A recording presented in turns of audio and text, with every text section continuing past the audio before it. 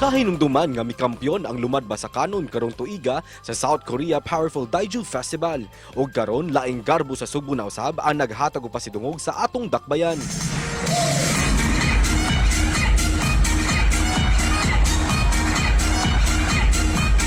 Pinaagi sa pagtinabangay o pagsinabtanay sa duha ka managlahing dance group nga gikan sa Sugbo, nalangkat nila ang Grand Champion sa Wonju Dynamic Festival 2022. Sila ang Cebuanong dance group nga Don Juan Dancers ug ang Angel Fire. Atol sa mong kompetisyon, dayag sa naong sa mga Koryano ang pagkahingangha sa ilang pinalahi o makabilib nga mga dance move.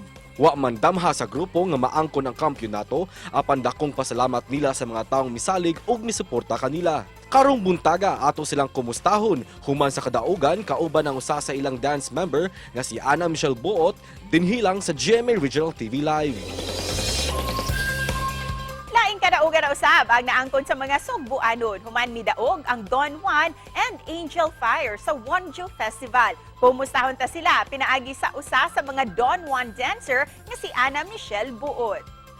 Maayong buntag, maupay nga aga, ug welcome din sa GMA Regional TV Live. Maayong buntag mga kapuso, and I just want to give a quick shout out to all of our supporters in Cebu. Thank you so much. First of all, congratulations for winning sa Wonju Festival karong bag-o. What was your reaction when you heard the good news?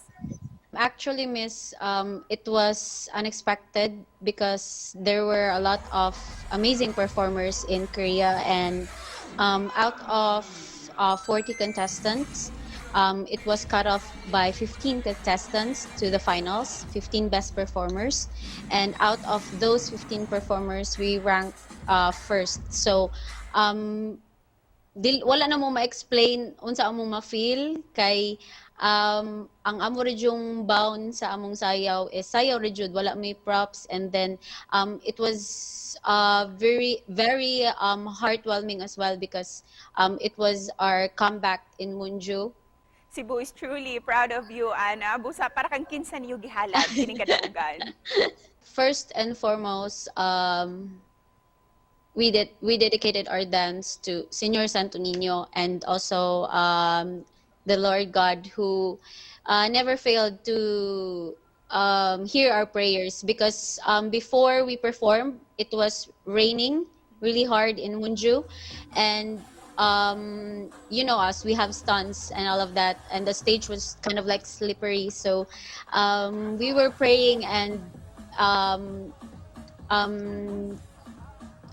shouted our hearts out that hope the rain would stop on that day. During the competition, while performing, unsay sagad nagdagan sa inyong hunahuna?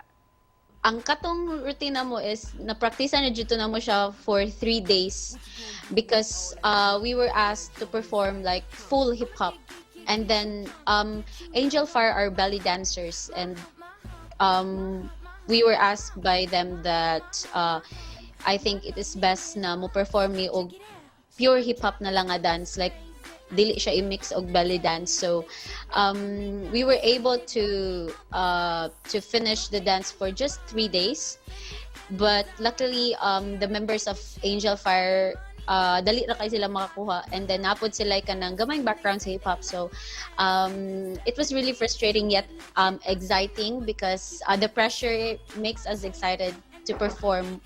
So wala pa ninyo na angkon ang tamis nga kadaugan, unsa usab ang mga maingon ninyo nga mga hagit? The biggest challenge is maintaining the like kanang ang hangin sa every members, and also dili na ba may gid kanang dili na ba may bata tanan, some of us already have families, so ang among challenge jud ato is among hangin na dili siya mausab while performing, and then makasugakod mi sa sayaw. And with that, deserving kaayo mo sa tanang mga recognitions ngayong nakabot. Busado na mo gustong pasalamatan, Ana? Yes.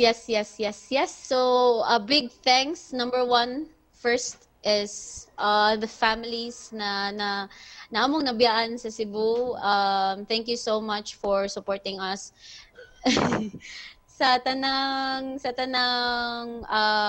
pares sa mga members sa Don Juan, and thank you so much for kanang salamat sa pagsabot sa time management also, and then salamat sa pagsuporta nila up until now.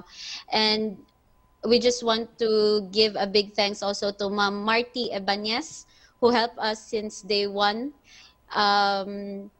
Also to Sir Adi Bisnar and Sir Michael McEnroe, who never failed to support us since day one. They are the ones na mao jud ni suporta sa amo since paglarga na mo sa Korea hantud karon, sila gihapon ang nagsuporta sa amo. Ug isip pa na po ana ang say mensahe na gusto niyong ipadayag para sa ato ang mga kapuso karong buntaga. We are really happy that we are representing Cebu, Philippines, and also thank you so much for supporting our group, even if unexpected kaayo ang tanan-tanan, ang tanang pagprepara. And yep, that's all I can say. Thank you so much, guys. Thank you so much. Thank you as well, Ana. And once again, congratulations.